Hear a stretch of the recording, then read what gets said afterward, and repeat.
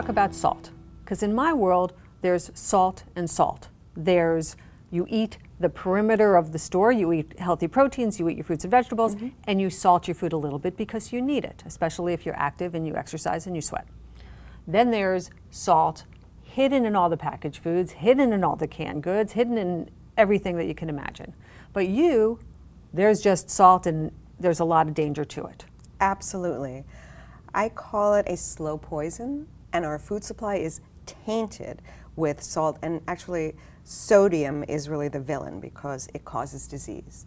It raises blood pressure. It actually, aside from blood pressure, does very harmful things to your organs, to your delicate blood vessels, to your stomach cancer. The Japanese eat a very, very high salt diet, and they have the greatest incidence of or prevalence of stomach cancer in the world. So salt is bad for you, and excess salt, because too little salt is bad for you too. No, not too little salt. You need basically to survive. You need 500 milligrams of salt or sodium a day. The average American eats about 8 times that amount. Well, those are people that sit around and eat chips all day. No, and because go to houlihan's. 75% of the sodium comes from processed foods and off a menu, restaurant food. That's what I mean. And we all eat out. Yes. So I tell my patients, if the food comes in a bag, a box, a can, or a bottle, or off a menu, it's got too much sodium. So you want to eat whole, natural foods. And you really don't even need to salt your food.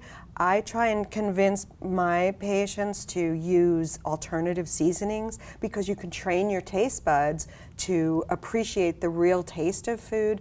And for example, instead of putting salt on a salmon, you could put garlic, you could put lemon juice. Lemon juice actually kind of makes it taste a little bit salty. You could use fresh herbs. So there really is no need to even add a lot of salt. And actually you don't need to add any salt. You'll be just fine in terms of getting enough salt for good health. Even people that truly, the ones that really are good, that really do even if you're really eat the salads and eat the proteins and do not eat boxes, bags. Sure, you can use a little table salt, that's fine.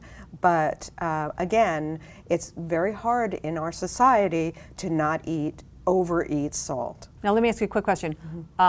Because I had heard recently there was actually a question of iodine deficiency because the salt that is being used, everybody's using these trendy sea salts and things like that, which don't have iodine. Is that an issue or not an issue in your world? Not really, because you can get iodine from so many other foods. Seafood, for example, shellfish is an amazing source. Seaweed, all kinds of Japanese type foods, but without the soy sauce, of course.